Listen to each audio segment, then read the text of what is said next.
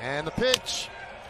Chopped slowly to second. Torrez there. And the Yankees are the American League East champions. They assure themselves a first-round bye. They assure themselves home field in their first series. They are part of the way there, another step in their journey toward a championship.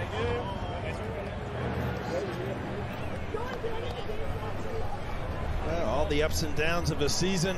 Right now you get to look up, take a deep breath, and say, you're right, Michael, we have taken the first step. Now we've taken the second step by getting a bye, winning the American League East. A long way to go, but it's always a relief to get that American League East title. First baseman Lou Gehrig hung up an amazing mark by playing in 2,130 consecutive games. Then a fatal disease attacked baseball's Iron Man.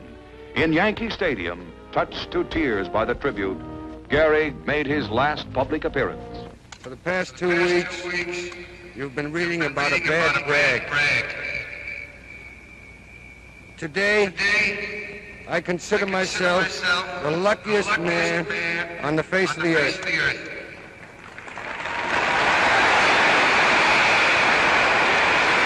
When you look around, wouldn't you consider it privilege to associate yourself with such a fine-looking man as is standing in uniform in this ballpark today?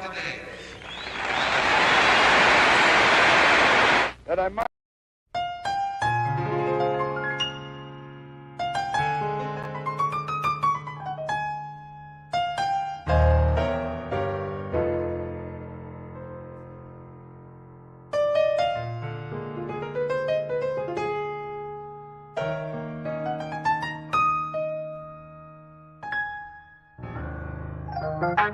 Reach out, oh,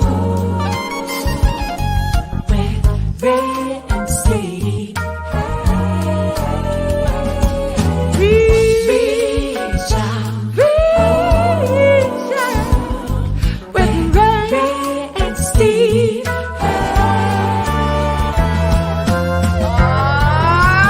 Take me out to the ball game. Take me out to the car.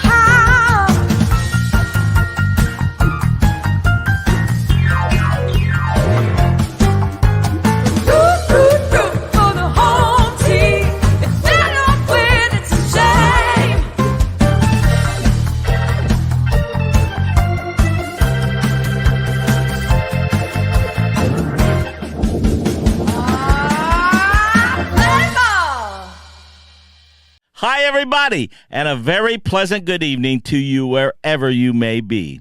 Welcome to Reach Out with Ray and Steve. This is the show where East meets West, where the Yankees meet the Dodgers, and baseball meets music. And then we all come together for community. All right, now it's time for Ray and Steve.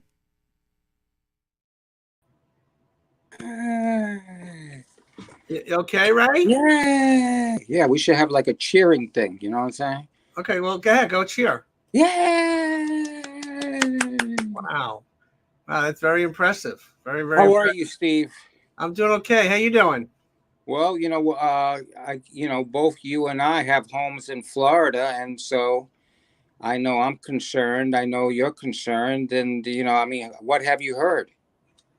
Well, we're praying for Florida right now. And, one of our guests tonight, Kevin Kernan, is living in Florida, but he's in St. Augustine, which is North Florida. Right. And he's kind of near the borderline of Georgia. So he's okay.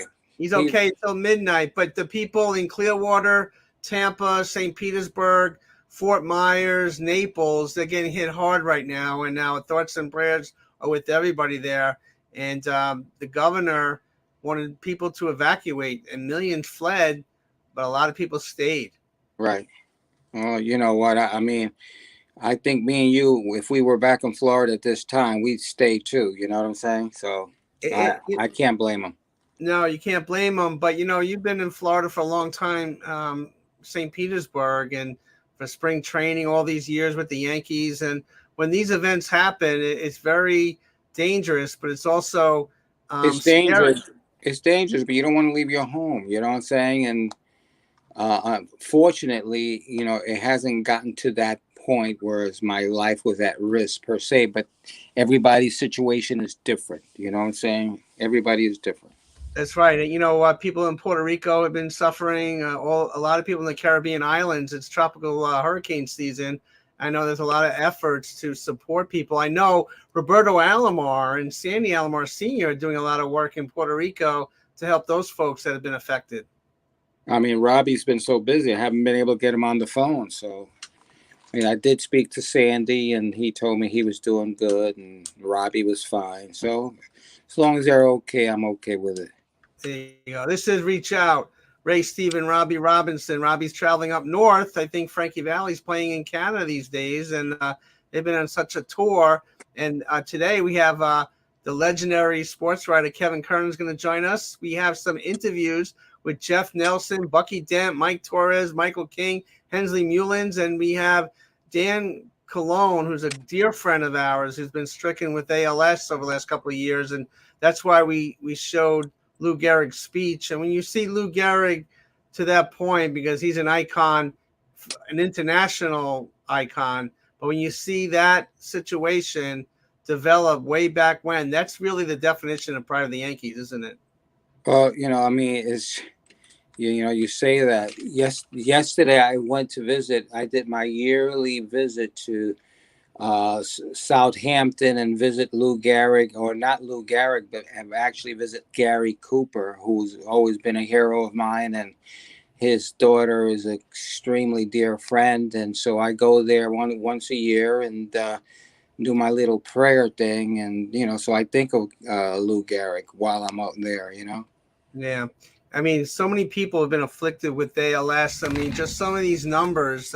Check out these numbers. Every 90 minutes, someone is diagnosed or passes away from ALS. 90% of cases occur without a family history. Onset is between the ages of 40 and 70.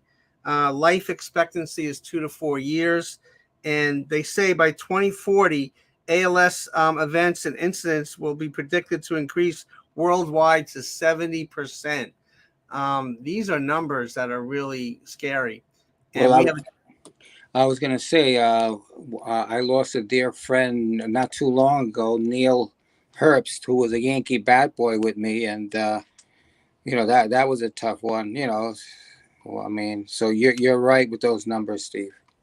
Very, very sad. And Dan Colón, who's become a dear friend of ours over the last couple of years, we're going to bring him onto the show if he's up to it. He's really been struggling, unfortunately, since the time we last saw him before the pandemic.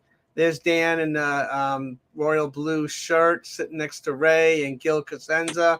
Dan was a huge athlete, a great person. He is a great person. Since that picture, Ray, and these pictures, Dan Colón has lost about 100 pounds, and he's really challenged, but his spirit is so strong. And we've honored him on some of our performances, but his determination, his grit, his love for people, his love for family, and love for God. His love of the game. And the love of the game. And we have a little video of Dan. When he first was stricken, he felt a little something different. He doubled playing baseball or softball. And let's check out this little video, and let's see Dan Colón at the plate a couple years back.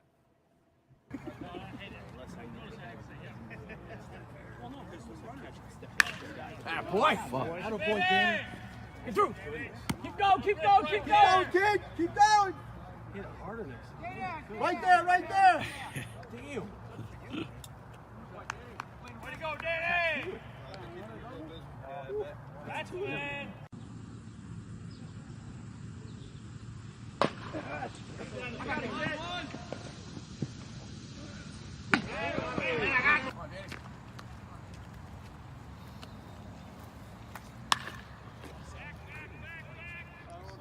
Oh shit. Come on, you gotta be a two! Come on! Woohoo! Woo! Nice rock!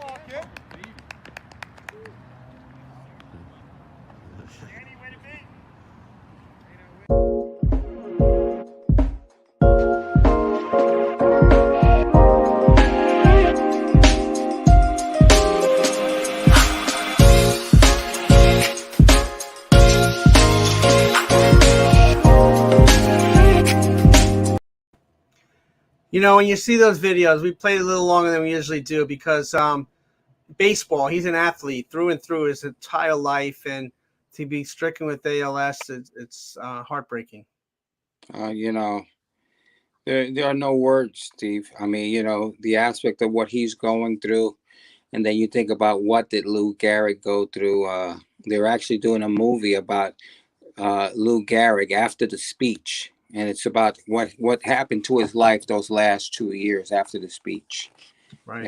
And which was, you know, just it's heart-wrenching to in essence understand when you see what this man actually went through and how he died.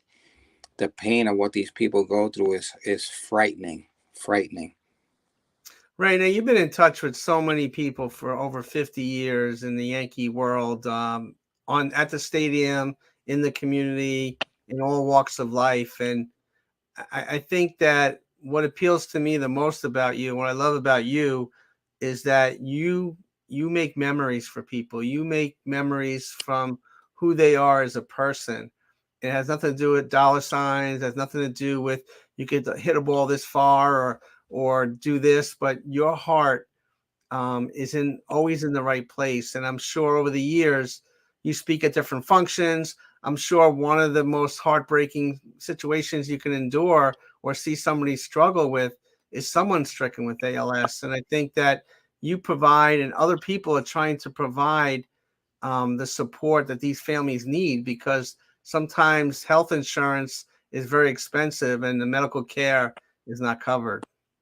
And Steve, and the thing about it is, like in the, you know, it's just nobody cares enough, Steve. Nobody cares enough, and that within itself is frightening, because suppose it was you that was going through that. You know what I'm saying, Steve?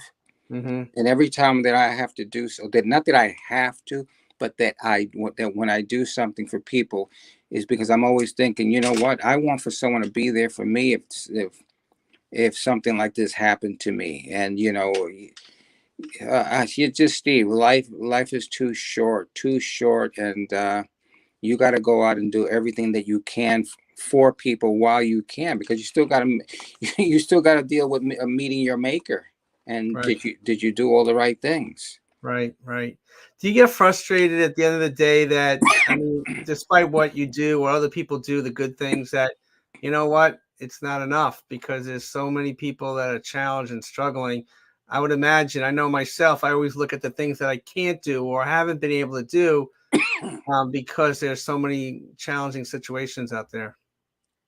Steve, I don't know how to answer that, you know, because you know the frustrations that you and I have gone through with dealing with people and trying to help people, and being challenged because we do help people. You know what I'm saying? And it sucks. Right. You know, it sucks. You know, just, you know, people have no idea what we have gone through. And hey, in the time that me and you have been together, which is probably 5 years now, and you know, we've gone through a lot of pain, and people like to talk behind our backs, and people don't know you. They don't know everything that you're going through. I mean, you know, it's frustrating, Steve. It really is. Well, you know, every time we do this show, I really love the intro that Robbie Robinson and Sarah Nimitz put together, because it reminds us, you know, the pandemic. It reminds us of those grassroots efforts that we made, but also to working with other community supports to help people. And I think at the end of the day, that's what it's all about. I mean, Yeah, but Steve, could I tell you something? Sure. That's fine and dandy. It's cute. But Steve, we've been doing this for a long time, Steve. Right. Okay, we've been out in the streets for a long time, and you know what? And it's become a part of our DNA, and we're always going to do that because that's what we have to do. And remember carefully, Steve. Remember how I used to get mad sometimes because on a certain day, Steve, what are we doing tomorrow? Well, tomorrow we don't have anything. Well, you know why? Right. You know what I'm saying? Why? Remember, I used to get upset. Why? Because Right. I just feel that every day we're supposed to do something. And you know that, Steve. We've had this conversation, you Yeah. know? I think one of the moments that always stick with me of the work that we did was at the beginning of the pandemic. We had a couple of boxes of food and medical supplies, and we were in the Bronx and outside a shelter, and we only had a limited supply. We drove by, we opened up the car, and there must have been hundreds and hundreds of people that kind of came around our car and took the Attacked. things within seconds. Attacked. We were literally attacked Right. because the people were very, very hungry. Right. And it wasn't even that they were hungry, it's that they were scared because they didn't know if they were going to be able to eat that night. Exactly. You know what I'm saying? And it was like, you know, all bets are off. If you got something, I'm taking it. You That's know? right. And I wasn't mad. I was sad. I was sad because why did it get to this point? Why did that happen? Why were the people there in the Bronx starving? You know, that's what I felt that day. Yeah.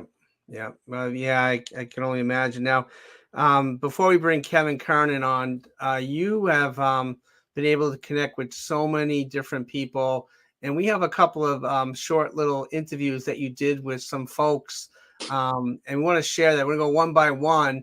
And the first one I want to highlight is Mike Torrez and Bucky Dent.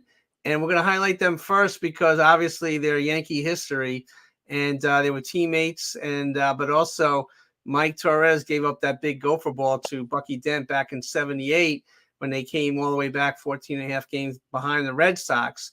But when you talk about Mike Torrez and Bucky Dent, what do they mean to you? Well, you know, Mike Torrez, I used to keep his little black book when we were on the road.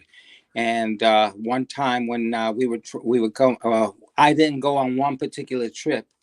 And so his wife found a little black book and she divorced him right after that. So that's what Mike Torrez means to me. Okay. And then Bucky Dent was my roommate, who I love with a passion. Bucky Dent, he's just my man. He's one of my big brothers, and I love Bucky. You know, him and his wife mean the world to me. That's right. Well, like Mookie Wilson and Bill Buckner, they go hand in hand now in history. Right. Mike Torrez and Bucky Dent go hand in hand too. Let's check out a little interview that you did a couple of days back. Ready? I'm ready. Okay. This is the question America wants to know. What? Are the two of you, Bucky Dent, Mike Torrez, 1978 World Series, you know what happened? Are you guys friends? Absolutely. Are you sure? We're really good friends. How come you guys were pushing each other outside the hallway? Okay, I'm leaving that. I think we knew you were in here. Oh, thanks, Bucky. Dent. That's pretty funny stuff. You know, Mike Torrez only spent less than a year with the Yankees, believe it or not. He won 14 games, and he was a gamer. He was a baller. Yeah, no question. He is an animal, and I was very disappointed when he signed with the Red Sox. But the Red Sox overwhelmed him with money. You know, it is what it is. And he was there for 5 years. He also had Jeff Nelson, you know, World Series with the Yankees. He's an announcer with Yes, and I think he's announcing with the Meulens as well. So he's double dipping a little bit. But you also, good for him. Yeah, and you spent a little time with Jeff Nelson recently. Let's check that out. Jeff Nelson, you've been at the World Series. You've gone through every phase that a baseball player. What do you think Aaron Judge is going through? Oh, I can't imagine what he's going through with everybody standing up every single at bat, knowing that he's trying to break Maris's record or tie it now, and he has a Maris family here, so there's a lot of pressure. I don't know what he'll probably wind up doing it on the road. There's a lot of pressure here at Yankee Stadium. You know, he's doing his best. He's one of those common, even keel guys. I can't imagine being him. You heard it from Jeff. We'll find out this weekend. Thank you. Jeff is such a great guy because every time you put the camera in front of him, he says something really prolific. He's there for all the charities. I mean, he's such a great guy. And when you listen to him as a fan, you really feel connected with him because he's soft-spoken, but he's very intelligent. Well, you know what? He's the type of guy that, you know, if we need an interview, I know he's not going to say no. We were in the bathroom stalls the other day, and so I was in one stall, he was in the other, and I put the telephone under the stall, and he saw a hand coming up. He was wondering what the hell it was. It was my telephone. I asked him a couple of questions, and he answered them. So that's great, Jeff Nelson. So I had a choice to show the clip that you're talking about in the bathroom stall or the one we just saw. I chose the other one. So well, sorry. you did the right thing because his pants were off. Okay. All right. How about Michael King a little bit? Talk about him a little bit. Great guy. We're not where we are today without Michael King, and you know it. That's and right. He'll never get the credit that he deserves for what he did this year. He was our man, and you know what? Had he not gotten hurt, we'd have won a lot sooner than we did. That's right. That's right. We won last night. But let's check out the little interview you did with him at Yankee Stadium. Ken, you came a long way with this organization. I mean, how does that feel? Oh my God. I mean, it's the greatest feeling in the world to have these fans behind you. So it was a lot of fun for the first half this year, and now I'm part of the fan group. So it's fun to watch. Well, listen, thank you for everything that you have done, and the Yankee fans love you, man. I appreciate it. Thank you. You know what King means, right? Okay. And Ray means King, so we're related. That is true. Thank you, brother. No problem. You know, Ray, this reminds me of, you remember the Batman series, Adam West and Burt Ward. Remember when they climbed up the side of the building? Sure, and they pop out the window. Right. You never know who's going to pop out the window. And that's kind of like you. You never know where the camera's going to be. It's like you climb up the wall. Yeah, that's true. Very true, Steve. Good analogy. Bam Bam Meulens, talk about him. He's kind of underrated. He goes under the radar a lot. Hey, you know what? We're very lucky to have him because in the world of the analytics, he's a guy that without the analytics won 3 world championships as the hitting coach for the San Francisco Giants. So we don't know behind the scenes what he is or is not doing. Because I've known him since he was a teenager. When he was a teenager, he stayed at my house with my mom and dad, and we had him for the first couple of weeks. And so I mean, I love Bam Bam, and I'm glad he's there because I personally know that he's doing the right thing by those hitters. Wow, we did a little interview with him. Let's check that out. Bam Bam, I mean, we appreciate everything that you have done. I mean, how's it feel to be back with the Yankees? Feels great. I mean, what can I say? We clinched a playoff spot, and we're going for the division, and ultimately going for the big trophy, number 28, baby. Hey, I love the kid, Cabrera. Tell me a little bit about him. Well, he's a fearless kid. He comes up, never played the outfield really. He's playing a heck of the outfield. He's throwing everybody out. He's receiving assists already. Playing the outfield. He's played multiple positions, shortstop, third base, played first base. He's never plays first base, so he's learning on the job here in the major league level. You're a 3-time world champion. Can this team do it? This team can definitely do it, and we're getting healthy, and we're playing good baseball at the right time. So this way, you want to play good baseball going into the postseason, and so win 11 games in the postseason. A Steinbrenner favorite, okay? A Steinbrenner favorite right over here. Why was he a Steinbrenner favorite? Because he stayed at my house on the boss's orders. Okay. The boss said he's staying. You're going to watch him. You're going to make sure he doesn't go out in the streets. I don't want any problems with the young man. He's going to be the next big guy. That's great. That's great. Well, I look forward to these little interviews that you do. It just brings us behind the scenes that you might not see on mainstream TV, and that's what we try to provide and reach out. We're on BronxNet, Cablevision, on radio, so we're trying to get the word out, but also all the great things that are being done in the Yankee world, but also what needed to be done. And if you had to look back over your career, Ray, and who was one of your favorite sports writers over the years? Kevin Kernan, man. What are you, crazy? I love Kevin Kernan because he says it like it is and does it like it's said. There we go. Coach and Kernan. He was with the New York Post for 45 plus years. Did you know that? I'm sure you did. He was the man, the myth, the legend, and he's in the New York State Baseball Hall of Fame because he deserves it. And man, I miss him because he was the man. You know what I mean? He was the guy that everybody liked to go to. Well, I just made a quick phone call, and Kevin, who's in Florida, St. Augustine, so the storm hasn't hit him. So he was gracious enough to come on before he's boarding up his home. So, Kevin, are you there? Yeah, I'm here. I'm doing great. Just waiting for the storm. It's been an interesting 24 hours. We're in northern Florida, though, so hopefully we're doing, it'll be okay, hopefully. Tomorrow, I think tonight at midnight it's supposed to get bad. But, Ray's been here. Ray knows what it's like down here. So, by the way, I got to say, before we talk about anything else, Ray, you are the star of ESPN. I mean, Uncivil War? Are you kidding me? Unbelievable. I was watching last night. I was tired. I watched all the baseball, the football over the weekend, all the Judge. And, Judge is my man, as you well know. Matter of fact, Right. I had to laugh because about a week ago, my former paper ran a big story about Aaron Judge, and they didn't have any live quotes about his personality. They said told the Post in 2015. Well, the reality was he told Kevin Kernan in 2015, and I still get in touch with Patty Judge, and wrote a nice piece, as you see there. Thank you for putting that up. The Babe, Roger, and the Judge, and I talked all about where he came from, who he is, what he means for the Yankees, and I knew this in 2015. I could see it coming. Now I didn't know he'd hit 60 homers, but I knew he was going to be something special. And Ray, you and I talked about it in the clubhouse about this kid. We knew right away because I think one thing you and I have in common, we really understand people real quick. And, and Judge would always come over to me afterwards when the big press conferences were done and said, Kevin, you need anything? Because we had conversations that, weren't reported on. Because, there were things that I could maybe help him out, things he could help me out. One of the things I told him, fellas, this was a few years ago, and thank God he's done it. I said, listen, you got to stop running into walls, and you got to stop diving for balls against the Orioles when you're up by 9 runs. Start thinking more about your body and taking care of yourself. And this kid, he's changed his whole routine. He's not nearly as bulky. He's athletic.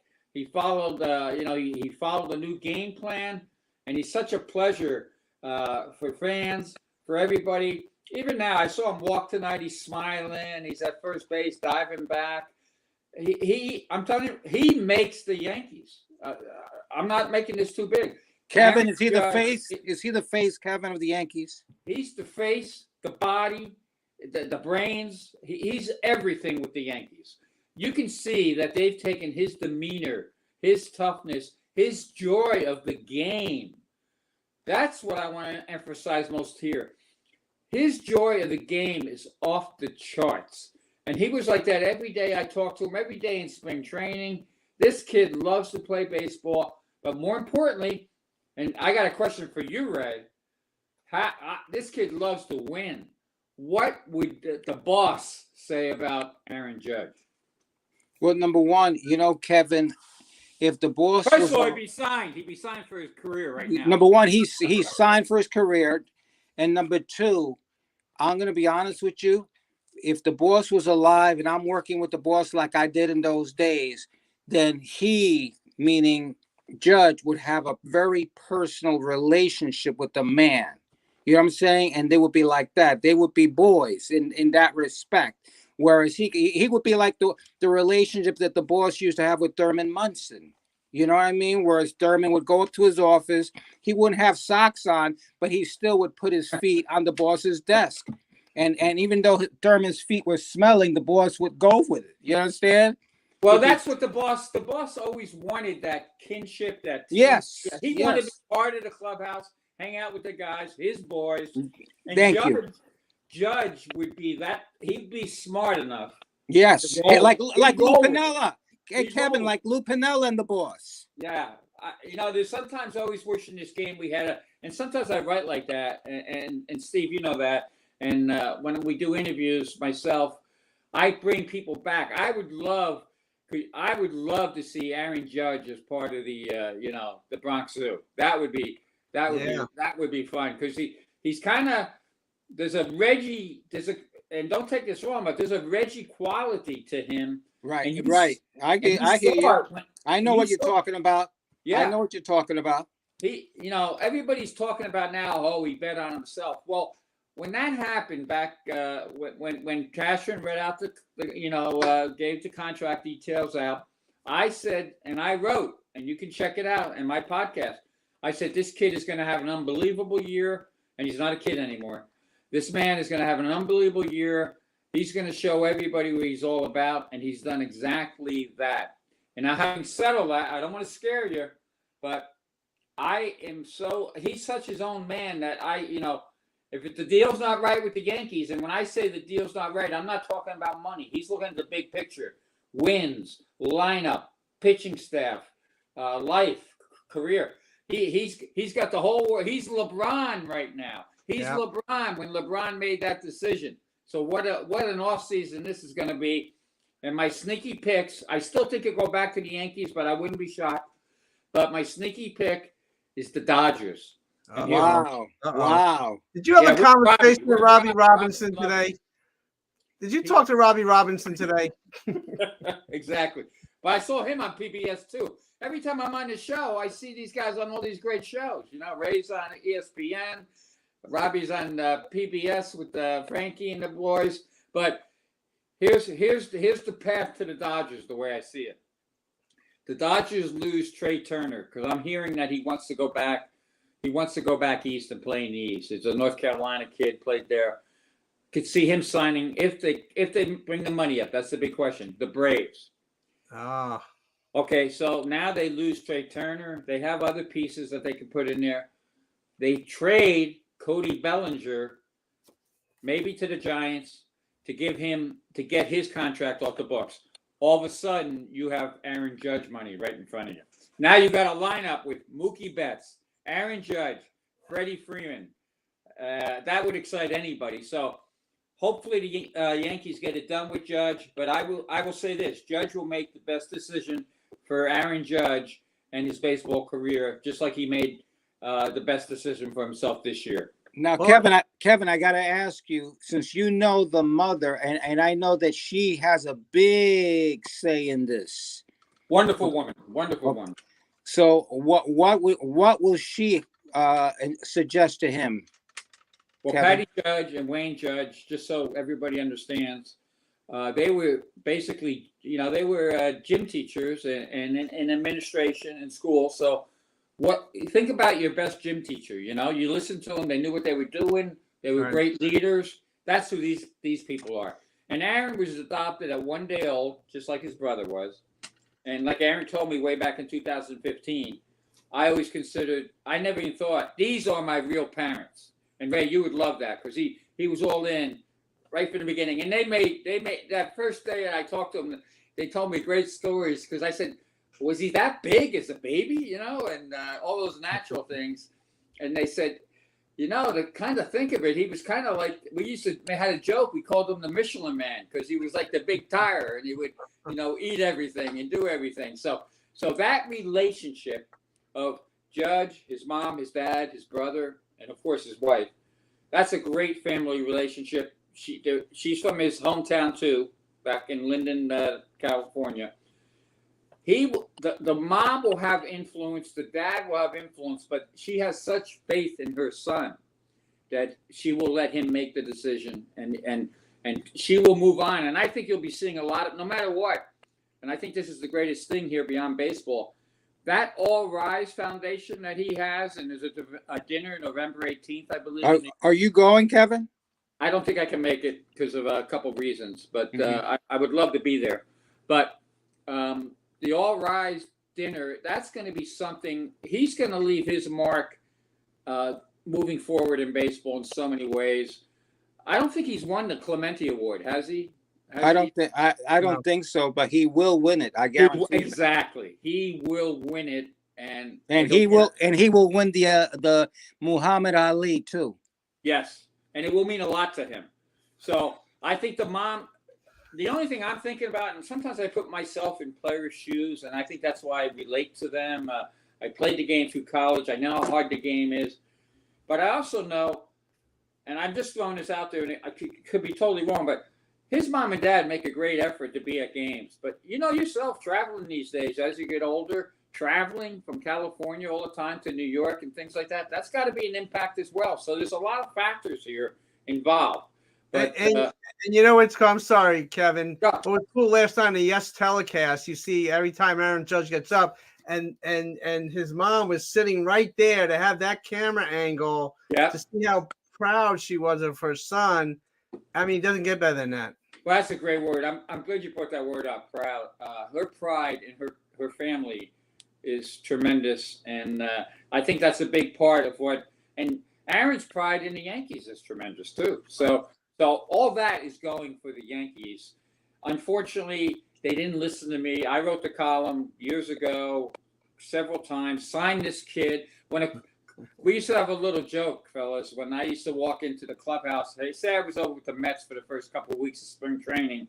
I'd walk over to the Yankee clubhouse. I'd go right back to the back where Judge's locker is. He'd see me. He'd have that big smile. I'd walk over to him and I'd say, so Judgy, did the Yankees offer you a contract over the winter? And he would laugh and say, come on, Kevin, it's the Yankees, meaning like the Yankees are going to hold the hammer as long as they can hold the hammer. That's just the way it is. But now he's got the hammer. So that's right. It's going to be really interesting. And as a Yankee fan, I grew up a Yankee fan. And just for Yankee fans in general, he's a great, no matter what he decides, he's a great Yankee. And he'll always be a great Yankee. Because how many years was Reggie a Yankee? 5 years. 5 years, right? So I think he'll come back. If the Yankees win the World Series, it's going to be in his. I think that's the best thing that could happen to the Yankees, simply because knowing the competitor that Aaron Judge is, knowing the money's going to be there from anybody, the chance to win back-to-back championships for him, that would be off the charts. That's the best thing the Yankees have going for them. Kevin, here's the thing.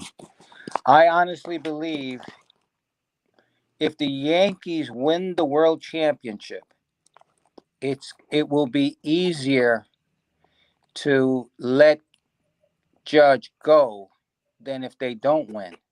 They may say that, but the reality of that situation will be very difficult. Right. Difficult either way, but easier if they win a World Championship. But if you think about it, Ray, the only thing that separates them from having Aaron Judge the rest of his career then would be money. Now, if Judge makes the decision, and we're all human beings, if he makes the decision, you know what? I want to be closer to home. I've always been a Giants fan. I thought his comments on Barry Bonds were very interesting, simply because he looks at Bonds as the real home run leader, simply because the numbers in the record book, 73. Now, I also talked to the Maris family recently. I've talked to Kevin Maris, Roger. In '98, I ran around the country with the Maris family, just like now. If I was with the Post, I'd still be probably up there or whatever, running around. But you can see, too, when you talk about, there you go, when you talk about Patty Judge, you can see how she's already quickly bonded with Roger Maris Jr., how they were sitting there and chit-chat. It wasn't like there was anything forced about it. There was a friendship there.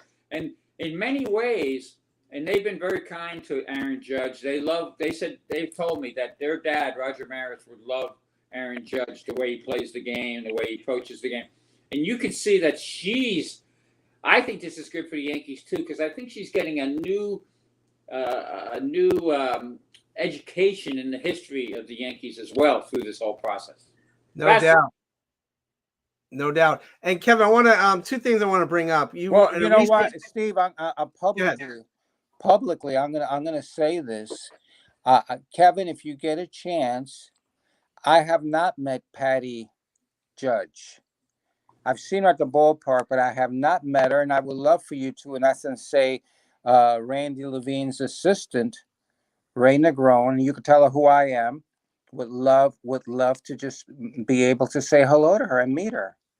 Absolutely, because I think she would be excited too, because of all the things, and you guys just went over it. The things that you do for the community have always been off the charts.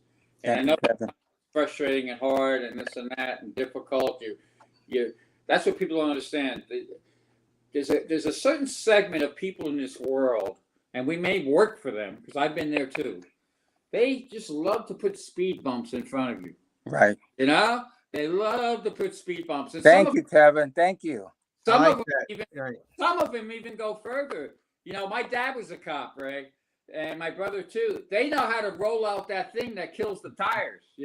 So you gotta go through the speed bumps, go over everything, and do what's best in the big picture for you and God, and we all move forward. And that's why I think Patty would really enjoy some of the things you've done with the Yankee community, the relationships you have. But having said all that, I also don't want you to stop with I kind of call them the man on the street interviews, the man on the Yankee street. Right. Because you always wind up with these guys. Right. And Jeff Nelson, you described it perfectly. Class act. Jeff, I love Jeff whenever I deal. And because I'm in Florida, I listen to a lot of Marlins games when he's on pre or post or doing a game. This guy, man, Yes Network should dig deeper and get him. He is tremendous. Absolutely right. I learned. No doubt. This is reach out. Sorry, Kevin. I think I know everything in baseball, but I learned from Jeff Nelson. Wow. Yeah, no doubt. We're going to go into the Mets Braves series coming up real quick. But Kevin, you wrote something. This season is the ultimate reminder that baseball numbers are important, but it is the heart and soul of the player that makes all the difference. That really hit home when I read that the other day. So important. And I've been thinking about that in many ways. And I want to take it back to Judge simply because he does it the right way. If every player would just emulate Judge, you can look at your iPad, right? You can go back after you're at bat. You go look at your iPad. You can check it out, look at the things you want. But you know what you also need to do? You need to look in your teammates' eyes. You need to have that connection of winning and playing for each other. And that's what I'm seeing a little bit of the Yankees now doing. And I'm kind of excited about that. Even tonight, I think they have Rizzo managing, which is kind of fun. That always loosens it up. And I think it's always going to come down to pitching. Of course, we all know that. We've been there many times, and they need their ace to be an ace come October. But I think if you play the game with your heart as well as your soul, you're gonna be successful. Because right now we're dealing with a whole legion of teams that only know data. They don't know what's inside a player. And we see it time and time again. And usually the teams that make it to the pretty far into the playoffs, they have development people. They have people who understand the game of baseball. Even the Rays. I don't want to hear any more about the Rays or just about nerds. The Rays they have great development people. And you know what they do? They pay them. They stay there for many years. You saw Chaim Bloom go up to the Red Sox. That's another advantage too. Chaim Bloom, in my book, has really hurt the Red Sox for the future with some of the moves he's made, and they've created a path for the Yankees to make it easier for year after year to get to the playoffs because of the Red Sox. All you had to see was look how the Red Sox play defense in the outfield. And another great interview you just had with Bam Bam talking about Cabrera. Look what that kid has done. Wherever you put him, he plays hard. So what do I always say about teams? You need an infusion of youth at the end. That's the problem with the Yankees in the past. They weren't doing that. Cabrera, it gets kind of freaky because he comes up because of injuries. But all of a sudden they realize, you know what he is? He's a baseball player. The Yankees need a few more baseball players. Him being a baseball player, doing whatever he's got to do. A lot of it is, he does by instinct, which is great to see. All of a sudden, Donaldson steps up his game.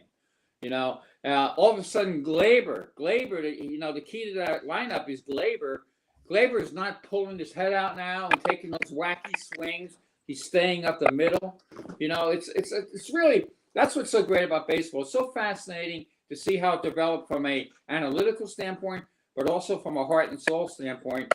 And right now, the Yankees have a good heart and soul working, and it'll go as far as their pitcher takes them. Let's switch gears a little bit. In 2006, you wrote a book about the Mets, and they have a big series coming up against the Braves. Yeah. They're tied for first right now. What's going to happen in a couple of days? Well, that book should have done better if the Mets had just hung in there a little more, to be quite frank, because that was quite a team. They had some good things on. I'm going to throw a stat at you, and I'm not a stat freak, but this is interesting.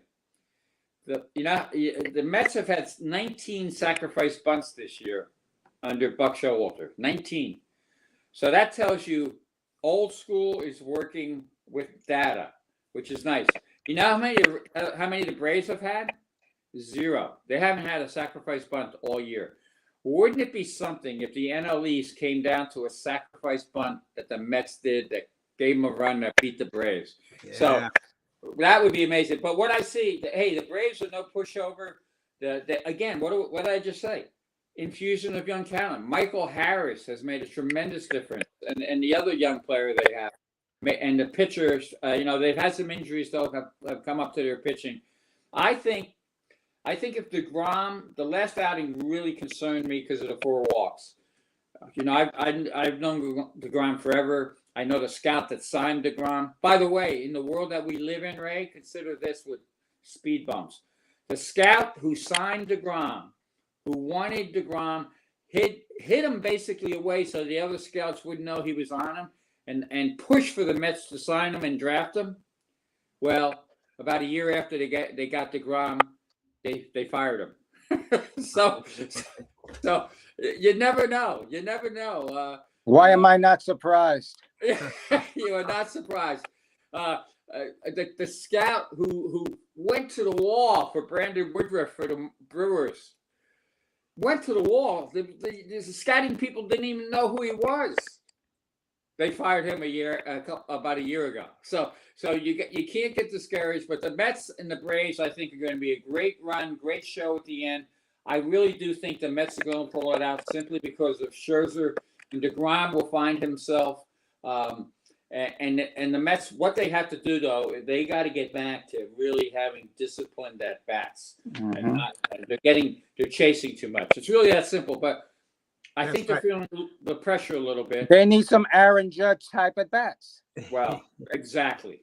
He's walked 5 straight times, I believe, now as we're speaking.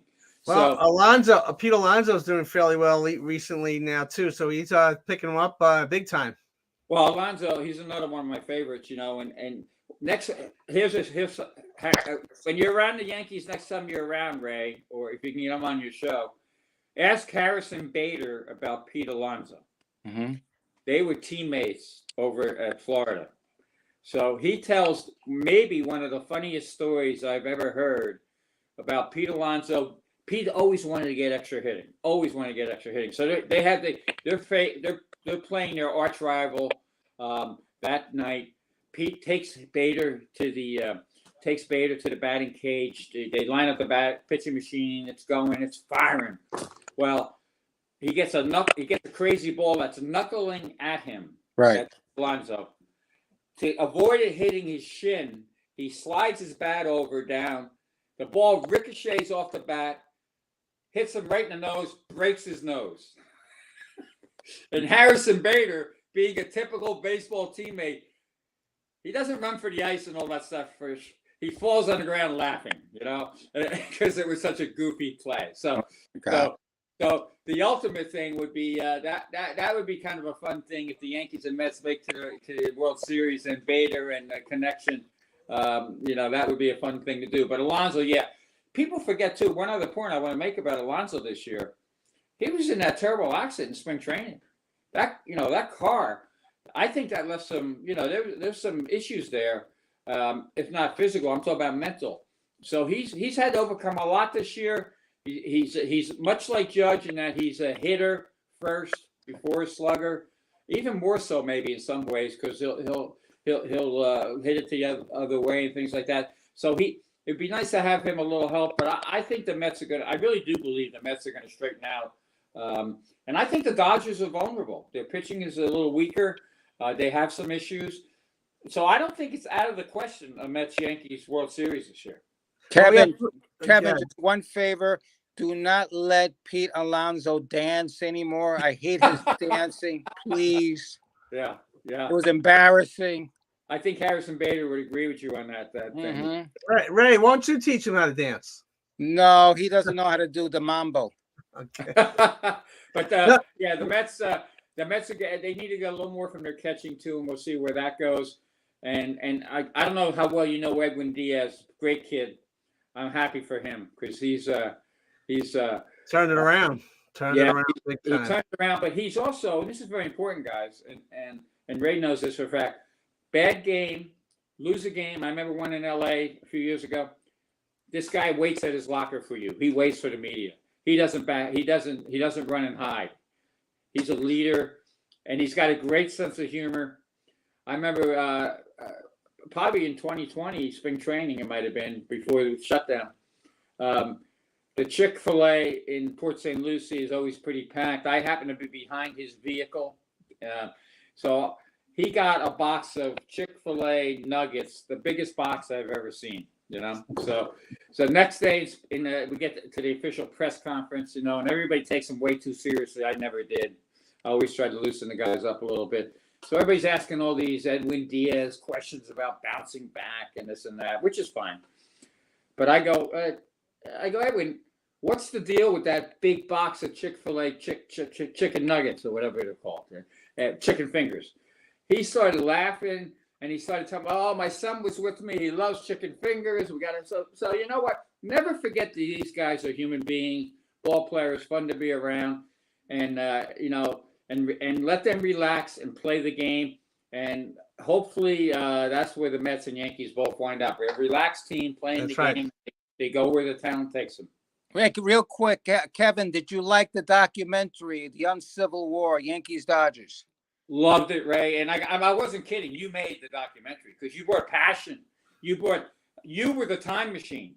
You brought Reggie to the future in the back, and all and like Billy said, I think it was the best line in there.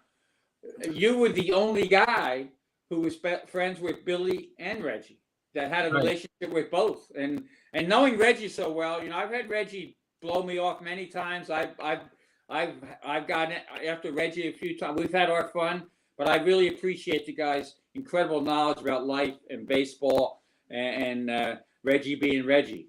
So that documentary, Uncivil War, I think it's called, about I think Kevin, we have a 10-second clip. I'm gonna see if we can play that real quick. I don't know if we have it. Let's put that in there. Greatest exhibition I have ever seen to this date. These were line drives that were hitting the back wall. And I said, I just hope I don't leave it here. There you go. Ray, one last question for you, because I know you guys got to run, but I like to ask the questions too. And don't forget, I have a great podcast called Coach and Kernan. Yes. It's on 5 days a week, and now we got Jeff Fryer in it. We got different people in it. I had Daniel Dowd on the other day. Nice. Great interview. But with Reggie was all heart, wasn't he? When you really cut through everything else, this was a slugger who wore his heart on his sleeve, and people never really understood that. Extremely passionate, knew the game as good as anybody. Him and Munson were the two geniuses when it came to baseball, from the standpoint of being baseball players. And he loved it. He loved being Reggie Jackson, but he loved being a Yankee, but he loved being a Major League Baseball player. And he really did in the end. Him and Thurman were tight. They were very good friends. They were very good friends. Diana told me that, yeah. And basically, I think because of him coming in where Reggie was Thurman was the established star, there was that natural friction. And don't forget, too, the media was a lot different back then, man. Henry Hecht and the boys, they dug it. They stirred it up. They were renegades, those guys. 30 seconds or less, Kevin. Who's the real home run king? I'm telling you right now. I know Barry's going to hate this, but I got to go with the guys that don't put stuff in their bodies. Okay. 4 freaky years. So, to me, it's right now it's Roger Maris, but it could soon be Aaron Judge. Okay. Kevin Kernan, thank you so very much, sir. You're great friends with Ray. We've become friends, so keep up the amazing work that you do, sir. Yeah, and keep up the great job you got. Your show is so different. It's so much fun. Take care. Thank you, brother. Thank you. Kevin Kernan. Legend. Hall of Famer. That's right. Ray, we only have a few minutes left. Robbie's not on the show, but he's been pretty busy. I think he's flying around with Frankie Valli and the boys and doing his thing. He's got a big show in Illinois coming up October 7th and October 8th in Litchfield. And Sarah Nimitz is going to be there, Chris Montez. Steve Tomei, Andre Hammond, and so many great other musicians are going to be there. His brother, his family. He never stops. Well, he loves it. He loves it, period. That's all. Robbie Robinson will be like Frankie Valli. He will be performing until he's 99. You know, I thought for one show we were going to hear that we weren't going to hear Aaron Judge going to wind up the Dodgers, and Kevin Kernan says he's going to wind up the Dodgers. Maybe I can't wait for. It'll be exciting to hear what Robbie thinks of this show after he watches it. That's right. That's right. But I think we have a little clip of Robbie and the work that he's doing recently with Frankie Valli and the amazing stuff. And Ray, another great show. One day we'll be in the same studio together again. Hopefully, take it easy and come on into the studio. I'm waiting for you. That's right. God bless everybody in Florida and Puerto Rico. Be well, be safe. Our thoughts and prayers are with you. Let's check out this video clip to end our show.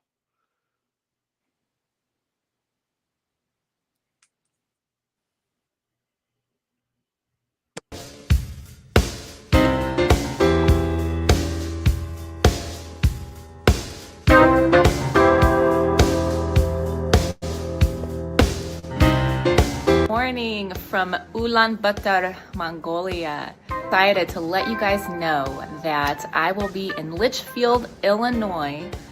Hello, this is Richie Gahate Garcia, and I'm coming to Litchfield. Hi, this is Sarah Nimitz, and I'm going to Litchfield. I'm Steve March Tormey, and I'm going back to Litchfield. See you there. Hey everybody, Dr. J here. I'm heading to Litchfield and I hope to see you there soon. My name is Harry Kim and I'm honored to be asked by the Robinson brothers to perform with them in Litchfield. The incredible Robinson Brothers Homecoming Concert. The lineup of musicians and singers is just absolutely mind-blowing, and I'm so excited to be part of it. And it will be a concert that will benefit the St. Francis Foundation in their efforts to beat cancer. So please, please, please join us. For Collie Jones, Frankie Valli from the First National Tour of Jersey Boys, and I'm going to Litchfield. Hey, this is Paul Von Mertens from the Brian Wilson Band, and I'll see you in Litchfield. Can you dig it? I knew you could. But anyway, my brother Robby and me are coming back with our all-star band, and we're coming back to Litchfield. That's right, we're coming back to Litchfield.